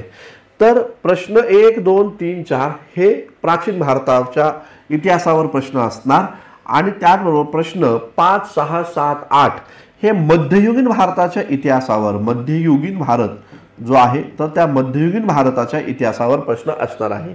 आता इथे काय म्हटलेलं आहे बघा, आयोगानं असं सांगितलेलं आहे की हा जो पेपर प्रश्न 1 जो आहे हा प्राचीन भारताचा कंपल्सरी आहे आणि 5वा जो प्रश्न आहे जो मिडिवल इंडियाचा तो या ठिकाणी कंपल्सरी आहे, तो तुम्हाला सॉल्वच करायचा आहे, हे लक्षात घ्या. आता पुढे इन्फॉर्मेशन काय दिलेली आहे आणि पेपर 2 जर आपण पाहिला तर पेपर 2 मध्ये पण तसंच असणार आहे. पहिले 1 2 3 4 हे मॉडर्न इंडिया आणि त्यानंतर 5 6 7 8 हे वर्ल्ड हिस्ट्री या प्रकारे. मग मॉडर्न इंडियाचा क्वेश्चन 1 हा कंपल्सरी असेल आणि वर्ल्ड हिस्ट्रीचा क्वेश्चन 5 हा कंपल्सरी आहे, जो सर्वांना सॉल्व्ह करावाच लागणार आहे. म्हणजे ज्यांचं ऑप्शनल हिस्ट्री आहे अशांचा बोलतोय मी, ज्यांची PSIR, मराठी, जॉग्रफी, सोशलॉजी त्याच्यामध्ये पण 2 पेपर आहेत, हे सर्वांना माहितीच आहे, लक्षात घ्या. आता इन्फॉर्मेशन काय दिलेली आहे बघा. उर्वरित प्रश्नांपैकी 3 प्रश्न सोडवणं गरजेचं आहे. म्हणजे तुम्हाला प्रश्न 8 दिले जाणार आहेत, त्यातले 5 प्रश्न तुम्हाला सॉल्व्ह करायचे आहेत. आणि त्या 5 प्रश्नामध्ये क्वेश्चन 1 आणि क्वेश्चन 5 हा तुम्हाला कंपल्सरी, म्हणजे हे 2 प्रश्न झाले हे कंपल्सरी. आणि मग बाकीचे जे काय राहतील, म्हणजे बाकीचे 8 पैकी 2 कंपल्सरी म्हणजे तर 6 राहतील. तर 6 प्रश्नांपैकी 3 प्रश्न तुम्हाला सॉल्व्ह करायचे. 6 प्रश्न जे राहतील त्यातले तुम्हाला 2 कंपल्सरी पकडले आपण, 6 प्रश्न राहतील त्यातले तुम्हाला या ठिकाणी 3 सॉल्व्ह करायचे आहेत, असं इथं म्हटलेलं आहे बघा.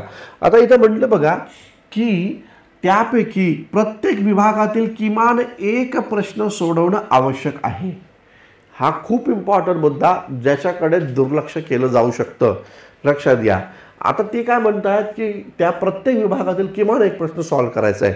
आता काही विद्यार्थी काय करतात बघा, एन्शंट खूप चांगला करतात आणि मिडिवलकडे दुर्लक्ष करतात, फक्त प्रश्न क्रमांक 5वा सॉल्व्ह होईल एवढंच बघतात. आता इथं काय सांगितलं आयोगानं की प्रत्येक विभागातील किमान, आता हे तर कंपल्सरी आहे, 1 आणि 5 हा कंपल्सरी आहे. तर हे जे काय घटक असतील ना, A आणि B, हे जे सेक्शन आम्ही पाडून देतोय त्यातला किमान 1 प्रश्न सॉल्व्ह करा. म्हणजे प्राचीन भारताचा 1 अजून तुम्हाला सॉल्व्ह करायचा आहे आणि मग उर्वरित मिडिवलचे 2 सॉल्व्ह केले तर चालतील. किंवा हा 1 तर कंपल्सरी करताय, तर प्राचीन भारताचे तुम्ही 2 करा आणि मिडिवलचा 1 करा, या प्रकारचं सांगितलेलं आहे. म्हणजे इथं लक्षात घ्या, तुम्ही एकाच सेक्शनचे 1 कंपल्सरी आणि उर्वरित 3 प्रश्न हे सॉल्व्ह करता येणार नाही. म्हणजे या प्रकारचा मुद्दा इथं दिलेला आहे. तर जे प्रश्न तुम्ही या ठिकाणी इथे करणार आहात त्यापैकी या भागातले जे काय उर्वरित जे प्रश्न असतील 2, 3, 4 त्यातले 1 किंवा 2 तुम्ही सॉल्व्ह करू शकता. 3च्या 3 सॉल्व्ह नाही करू शकत, 3च्या 3 सॉल्व्ह केले तर तो एक्स्ट्रा क्वेश्चन होईल, असं इथं म्हटलेलं आहे. तसंच इथं म्हटलेलं आहे की हे जे काही 2 विभाग आपण केले जाणार आहे, सेक्शन A आणि सेक्शन B, तर त्या सेक्शन A मध्ये कंपल्सरी पहिला कंपल्सरी असेल आणि B मधला 5वा कंपल्सरी असेल. तर इथं म्हटलेलं आहे उर्वरित जे 3 प्रश्न तुम्हाला सॉल्व्ह करायचे आहेत, तर त्यामध्ये 2 सेक्शनमधला जे काही 2 सेक्शन आहे त्यातला 1 प्रश्न तुम्हाला करावाच लागणार आहे, असं म्हणलेलं आहे. म्हणजे एक संपूर्ण बंच तुम्हाला करायचा नाही. एन्शंटचा चांगला आहे तर एन्शंटचा 2रा किंवा 4था तुम्ही करू शकता आणि मग मिडिवलचा 7वा प्रश्न करू शकता. किंवा ज्यांचं मिडिवल चांगला आहे त्यांनी 6, 7वा करा आणि इथं एन्शंटचा कोणता तरी 1 करा. तर हा महत्त्वाचा मुद्दा या ठिकाणी लक्षात घ्या. हे फक्त हिस्ट्रीमध्येच नाही, तर हे सगळ्या ऑप्शनल पेपरमध्ये हा लागू केलेला घटक आहे. तर तुम्हाला जे काय पेपरमध्ये या ठिकाणी सेक्शन केलं जाणार आहे A आणि B, तर A मध्ये प्रश्न क्रमांक 1 आणि B मधला क्वेश्चन क्रमांक 5 हा कंपल्सरी सॉल्व्ह करायचा आहे. आणि मग उर्वरित जे 6 प्रश्न असतील, 8 पैकी 6 प्रश्न असतील, त्यातले 3 प्रश्न सॉल्व्ह करायचे. मग हे 3 प्रश्न सॉल्व्ह करताना A आणि B ग्रुप जो आहे तर त्यातला किमान 1 प्रश्न सॉल्व्ह करायचा आहे, हे लक्षात घ्या. म्हणजे एक पूर्णपणे बंच करत बसू नका.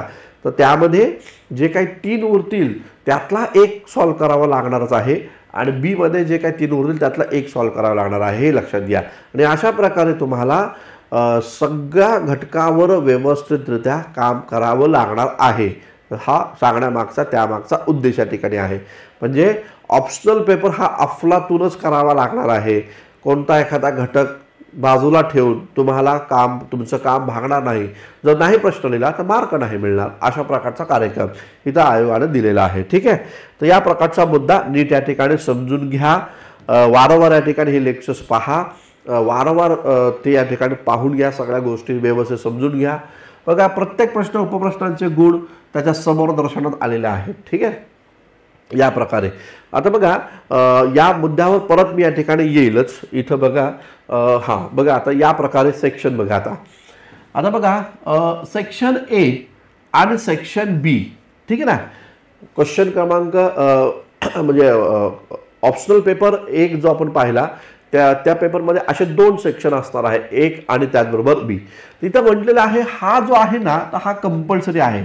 क्वेश्चन 1 आणि 5 हा सर्व ऑप्शनलमध्ये हा कंपल्सरी आहे. आणि त्यानंतर हे जे काय 3 उरत आहेत, हे जे 3 उरत आहेत या 3 पैकी कोणताही एक प्रश्न सॉल्व करणं आहे. कोणता पण एक प्रश्न सॉल्व करा. आणि इथं जे काही 3 उरत आहेत त्यातला पण एक प्रश्न या ठिकाणी सॉल्व करायलाच पाहिजे. त्यापैकी कोणता पण एक प्रश्न सॉल्व करावाच पाहिजे. आता संख्या किती झाली बघा, 1 कंपल्सरी, 2 त्यानंतर 3 आणि 4 सांगितले किती 5. मग ते म्हणतायत मग तुम्ही या ग्रुपमधला अजून एक प्रश्न बघा किंवा या ग्रुपमधला अजून एक प्रश्न बघा. पण आम्हाला या ग्रुपमधनं एक प्रश्न, सेक्शन 1 मधनं एक प्रश्न आणि सेक्शन बी मधनं एक प्रश्न हा तुम्हाला लिहावाच लागणार आहे असं इथं या ठिकाणी म्हणणं आहे. हे लक्षात घ्या. ठीक आहे. तर आता बघूया आपण परत सूचनांकडे आपण या ठिकाणी येऊया. इथं म्हटलं बघा, अर्जात दावा केल्याप्रमाणे प्रवेश पत्रात दर्शवल्यानुसार उत्तर पुस्तिकेवर उत्तराचे माध्यम नमूद करावे.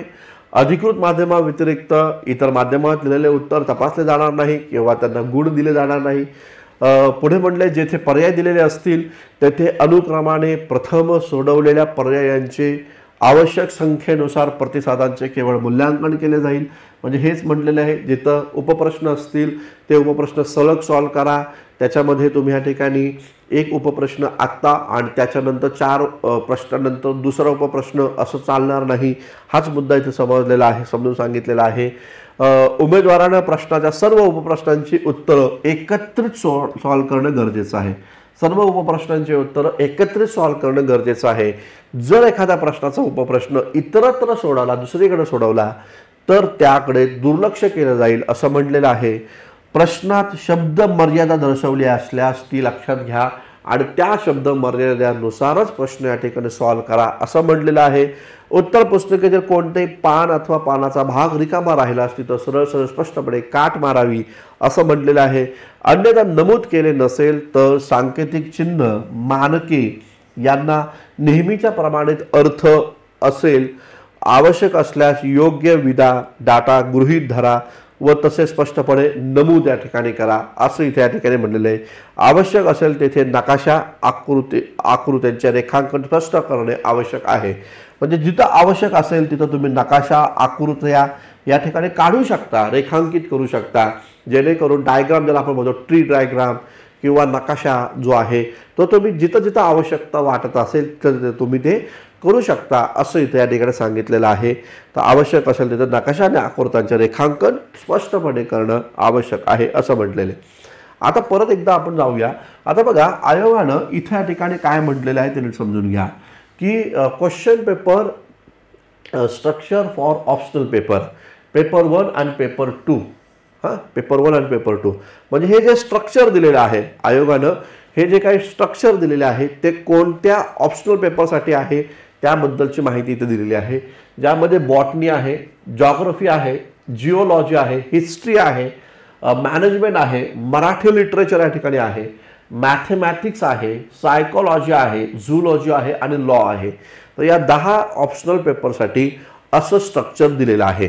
जसं की मी पुन्हा एकदा या स्ट्रक्चरवर या ठिकाणी व्यवस्थितरित्या समजावून सांगण्याचा प्रयत्न करतो. मी वारंवार हे का समजावून सांगतोय कारण हे जर स्ट्रक्चर तुम्हाला समजलं तर परीक्षेमध्ये चुका तुमच्या होणार नाहीत. त्यामुळं आपल्या अभ्यासाला सुरुवात करण्याआधी 25 तारखेला आता राज्यसेवेचा पेपर होईल तुमचा 25 ऑगस्टला. त्यानंतर तुमचं सगळं लक्ष 2025च्या राज्यसेवेकडे असलं पाहिजे. लक्षात घ्या, कंबाईनच्या अजून तारखा आल्या नाहीत, होतील नाही माहीत नाही, मात्र यानंतरचं सगळं लक्ष 2025च्या डिस्क्रिप्टिव्ह पॅटर्नकडेच असलं पाहिजे हे लक्षात घ्या. आणि त्यासाठी तुम्हाला तो पॅटर्न काय आहे, त्या अभ्यासक्रमाची पेपरची रचना काय आहे ते या ठिकाणी समजून घेणं गरजेचं आहे. जसं की ऑप्शनल पेपर हे जे काय 10 दिलेले आहेत तर त्या 10चं स्ट्रक्चर कसं असेल त्यांनी सांगितलं. सेक्शन ए आणि त्याचबरोबर सेक्शन बी. सेक्शन ए आणि सेक्शन बी अशा प्रकारचे 2 सेक्शन असणार आहे. आणि या सेक्शनमध्ये प्रश्न असणार आहेत एकूण 8. ठीक आहे ना. तर प्रश्न किती असणार आहेत, एकूण प्रश्न इथं म्हणतोय मी एकूण प्रश्न असणार आहेत ते म्हणजे 8 प्रश्न असणार आहेत ते लक्षात घ्या. आता हे 8 प्रश्नांमध्ये तुम्हाला इथं सांगितलेलं आहे प्रश्न 1 आणि प्रश्न 5 हा कंपल्सरी आहे. म्हणजे सेक्शन 1 मधला हा ए आणि त्याचबरोबर सेक्शन बी मधला हा पहिला प्रश्न म्हणजे 5वा प्रश्न हे तुम्हाला कंपल्सरीच आहे, लक्षात घ्या. तर हे तुम्हाला सॉल्वच करायचे आहेत. 1 आणि त्याचबरोबर 5वा प्रश्न हा तुम्हाला सॉल्वच करायचा आहे असं म्हटलेलं आहे. आणि मग उर्वरित जे काही 6 प्रश्न राहतील, उर्वरित इथं लिहिलं बघा, इथं परत एकदा मी नमूद करून ठेवतो. उर्वरित जे 6 प्रश्न राहतील मग त्या 6 प्रश्नांमध्ये म्हणजे जसं की आपल्याला इथे या ठिकाणी पाहायला भेटतं की या प्रकारचे हे 2 प्रश्न म्हणजे क्वेश्चन 2, 3 आणि 4 त्यामध्ये एक तुम्हाला करावाच लागणार आहे, एक तुम्हाला इथे या ठिकाणी करावाच लागणार आहे. आणि यामध्ये 6, 7, 8 मधला एक तुम्हाला करावाच लागणार आहे, हे लक्षात घ्या. आता तुम्हाला लिहायचे किती प्रश्न तर 5 लिहायचे. म्हणजे या सेक्शन ए मधनं किंवा सेक्शन बी मधनं अजून एक प्रश्न तुम्हाला लिहावा लागणार. मग तुम्ही कोणताही सॉल्व करू शकता, बी मधला सॉल्व करू शकता किंवा ए मधला सॉल्व करू शकता. मग अशा प्रकारे 1, 2, 3, 4, 5 अशा प्रकारे 5 प्रश्न 8 पैकी तुमच्या या ठिकाणी कव्हर होतील, हे लक्षात घ्या. आता बघा इथं काय दिलेलं आहे नीट समजून घ्या. तर हे जे काय 10 ऑप्शनल पेपर आहे तर 10 ऑप्शनल पेपरचं स्ट्रक्चर वेगळं दिलेलं आहे, हे लक्षात घ्या. आता क्वेश्चन 1 जो असणार आहे सेक्शन ए मधलं क्वेश्चन 1 जो असणार आहे तर त्यामध्ये ए बी सी डी आणि ई या प्रकारे 5 प्रश्न दिलेले आहेत. या प्रकारचे 5 प्रश्न आहेत आणि त्या प्रत्येक प्रश्नाला 10 मार्क या ठिकाणी दिलेले आहेत. तर साहजिकच हे शॉर्ट नोट्स असणार आहेत, लक्षात घ्या. शॉर्ट नोट्स म्हणजेच 150 शब्दांमध्ये लिहा या प्रकारचा कार्यक्रम या ठिकाणी असणार आहे. तर 150 शब्दांमध्ये लिहा प्रत्येक प्रश्न. अशा प्रकारे इथं दिलेलं आहे. 10 प्रश्न 10 मार्कांना प्रत्येक प्रश्न आहे. त्यानंतर प्रश्न क्रमांक 2 कडे आपण जाऊया. बघा प्रश्न क्रमांक 2. आता प्रश्न क्रमांक 2 मध्ये 3 प्रश्न आपल्याला पाहायला भेटतात. 3 प्रश्न आहे. आता हा संच तुम्हाला सॉल्व करायचा आहे. क्वेश्चन जर समजा तुम्ही पहिला जर सॉल्व केला, बघा पहिल्यामधले 5 ABCDE हे सॉल्व केले. आता जर समजा तुम्हाला दुसरा क्वेश्चन क्रमांक 2 आणि 3 त्यापैकी एक निवडायचा आहे तर मग समजा तुम्हाला असं वाटलं 3रा प्रश्न जो आहे तर त्या 3ऱ्या प्रश्नामध्ये ABC दिलेले आहे तर ते नीट जमत नाही आपल्याला, मग तुम्ही दुसरा सॉल्व करू शकता. तर दुसरा सॉल्व करताना ए बी आणि सी हे तिन्ही उपघटक सॉल्व करायचे. असं होणार नाही की दुसऱ्या प्रश्नामधला ए बी सॉल्व करू आणि 3ऱ्या प्रश्नामधला डी सॉल्व करू, असं चालत नाही. ठीक आहे. तर जो प्रश्न तुम्ही घेता पहिल्या प्रश्नानंतर दुसरा प्रश्न घेतला किंवा 3रा प्रश्न घेतला त्यामध्ये ए बी सी हे जे काय उपघटक आहे तिन्हीच्या तिन्ही कंपल्सरी आहे. ठीक आहे. मग तुम्हाला चॉईस मिळते प्रश्न क्रमांक 2 किंवा 3 पैकी एक उपघटक किंवा एक घटक सॉल्व करा. ठीक आहे. मग प्रश्न 2 मध्ये जर असं वाटलं हे 3 प्रश्न सॉल्व करता येत नाही, प्रश्न 3 मध्ये जर असं वाटलं हे सॉल्व करता येतात तर 3 सॉल्व करा, हे लक्षात घ्या. ठीक आहे. तर प्रश्न 2 मध्ये कशी संख्या आहे बघा. पहिला प्रश्न हा 20 मार्कांना आहे. त्यानंतर बाकीचे 2 जे आहेत ते या ठिकाणी 15 मार्कांसाठी आहे. आता हे किती शब्दात लिहायचं ते स्पष्ट केलं नाहीये. ठीक आहे. किती शब्दात लिहायचं तर त्या वेळेस ते स्पष्ट केलं जाईल. तर जनरली 20 मार्क ज्याला आहे तिथं असं गृहीत धरा त्या ठिकाणी 250 ते 300 शब्दांमध्ये तुम्हाला लिहावं लागेल आणि जिथं 15 मार्क आहेत ते तुम्हाला 150 शब्दांमध्ये लिहावं लागेल. ठीक आहे ना. म्हणजे 20 मार्क ज्या प्रश्नाला आहे तर ते असं गृहीत धरा की 250 शब्दांमध्ये असेल आणि 15 मार्क ज्याला आहे ते 200 किंवा 150 शब्द असं या ठिकाणी गृहीत धरा. तर या प्रकारचं स्ट्रक्चर हे सगळीकडे आहे. जसं की पेपर क्वेश्चन क्रमांक 1 आणि क्वेश्चन क्रमांक 5 मध्ये पहिले 1 आणि 5 हा सेमच आहे. ABCDE असे 5 प्रश्न, प्रत्येक प्रश्न 10 मार्कांना म्हणजे साधारणतः 150 शब्दांची मर्यादा इथे या ठिकाणी असणार आहे. त्याचनंतर क्वेश्चन 6, 7, 8 मध्ये आपण पाहू शकतो हा एक बंच आहे जो साधारणतः 50 मार्कांचा बंच आहे. त्यामध्ये 50 मार्कांमध्ये पहिला प्रश्न हा 20 मार्काला असेल आणि उर्वरित 2 प्रश्न हे 15 मार्काला असतील, हे लक्षात घ्या. आणि ती जी काही शब्द मर्यादा जसं सांगितलेली आहे ती शब्द मर्यादा आपल्याला फॉलो करायची. जनरली असा अंदाज आहे माझा की 20 मार्क ज्या प्रश्नाला आहे त्या प्रश्नाची उत्तरं तुम्हाला 250 शब्दामध्ये लिहायला सांगितलं जाईल आणि 15 मार्क ज्या प्रश्नाला आहे त्याची उत्तरं तुम्हाला 150 किंवा 200 शब्दांमध्ये लिहायला, जनरली 200 शब्द पकडून चला, कारण इकडे आपण 150 शब्द पकडतो 10 मार्कांसाठी, त्यामुळे जनरली 200 शब्दामध्ये तुम्हाला बाकीचे 2 प्रश्न या ठिकाणी लिहायचे आहेत. तर हा आहे पॅटर्न आपल्या परीक्षेचा ऑप्शनलसाठीचा. तर पेपर 1, 2 असा असणार आहे आणि कोणत्या ऑप्शनलसाठी हा पॅटर्न असणार आहे ते समजून घ्या. Botany, geography, geology, history, management, Marathi literature, mathematics, psychology, zoology आणि लॉ याच्यामध्ये तुम्ही असाल तर हा पॅटर्न या ठिकाणी फॉलो करायचा आहे. तर त्या पॅटर्नमध्ये तुम्हाला पहिला प्रश्न 1 जो आहे तर तो 50 मार्कांचा असणार आहे, लक्षात घ्या. प्रश्न 1 जो आहे हा 50 मार्कांचा असणार आहे. प्रश्न 2 जो आहे तो पण 50 मार्कांचा असणार आहे. मात्र प्रश्न 1 मध्ये 5 प्रश्न असतील आणि प्रश्न 2 मध्ये 3 प्रश्न असतील. त्यातला पहिला प्रश्न हा 200 मार्कांचा आणि उर्वरित 15 मार्कांचे असा प्रकारचा पॅटर्न हा इथं फॉलो या ठिकाणी आहे. हा मुद्दा या ठिकाणी लक्षात घ्या. आता पुढे बघा काय दिलेलं आहे. तर पुढे दिलेलं आहे की जे काही वेगळे ऑप्शनल आहेत, म्हणजे मागच्या 10 ऑप्शनलपेक्षा ज्यांचे वेगळे ऑप्शनल आहे त्यांच्यासाठी हे वेगळं स्ट्रक्चर दिलेलं आहे. मग त्या ऑप्शनल पेपरमध्ये कुठले येतात, एकूण 15 ऑप्शनल पेपर आहेत. मग यामध्ये आपण पाहिलं ॲग्रिकल्चर, त्याचबरोबर ॲनिमल हजबेंड्री आणि वेटरनिटी सायन्स, त्याचबरोबर अँथ्रोपॉलॉजी, केमिस्ट्री, सिव्हिल इंजिनियर, त्याचबरोबर economy, electrical engineer, mechanical engineer, medical science, philosophy, physics, political science and international relation PSIR, त्याचबरोबर सोशियोलॉजी, स्टॅटिस्टिक्स आणि पब्लिक ॲडमिनिस्ट्रेशन. हे 15 ऑप्शनल पेपर आहेत आणि या 15 ऑप्शनल पेपरचं स्ट्रक्चर वेगळं आहे, लक्षात घ्या. मग त्याच्यामध्ये काय आहे तर पुन्हा सेक्शन ए आणि त्याचबरोबर सेक्शन बी हे या ठिकाणी असणार आहे. सेक्शन ए आणि सेक्शन बी हे सगळीकडे समान आहे आणि त्यामध्ये क्वेश्चन क्रमांक 1 आणि क्वेश्चन क्रमांक 5 हा कंपल्सरी आहे सर्वांना.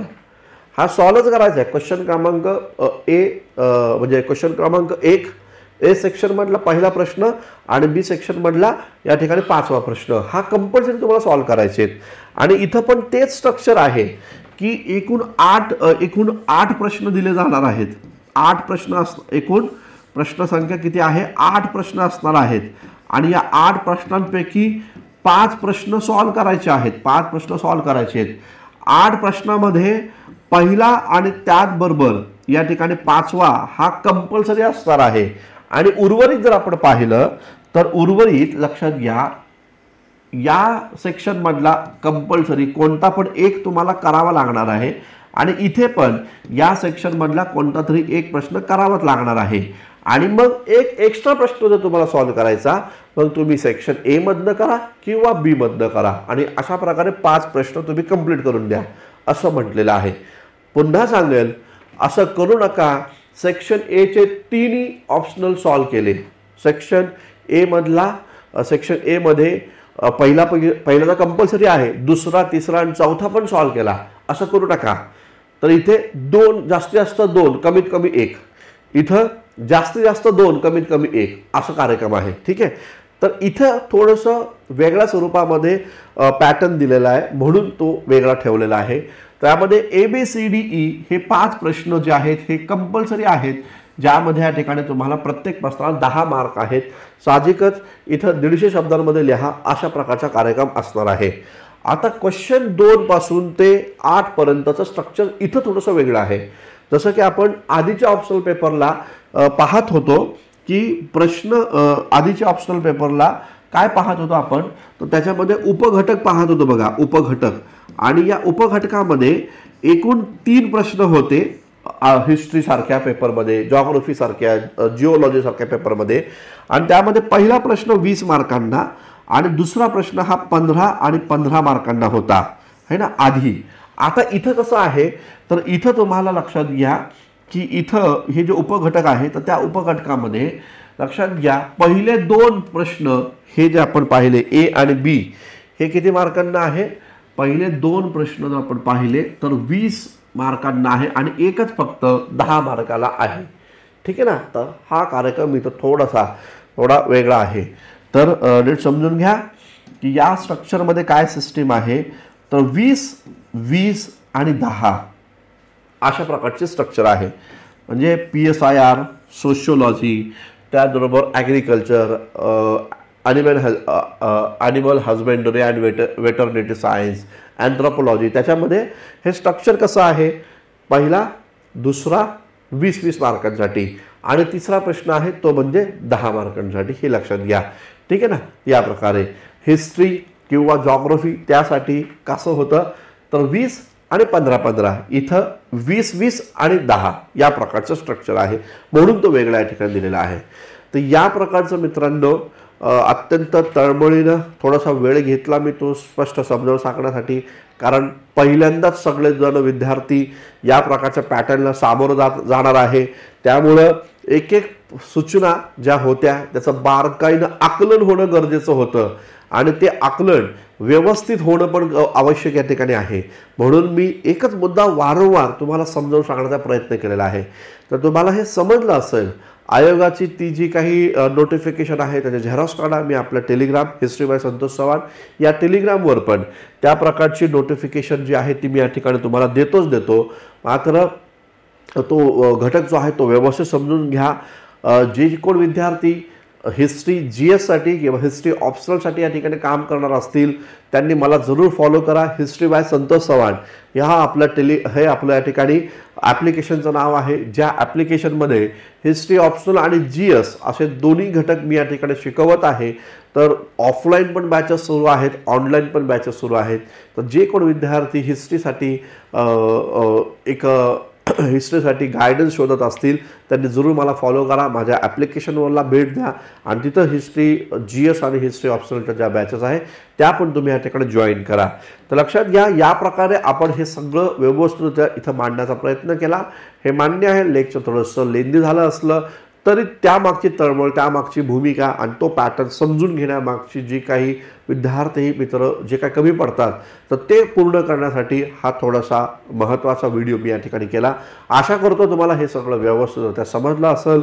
आपल्या मित्रांना देखील या ठिकाणी शेअर करा, लाईक करा, कमेंट्स करा आपल्या या लेक्चरला. थांबूया आपण. धन्यवाद. Thank you very much.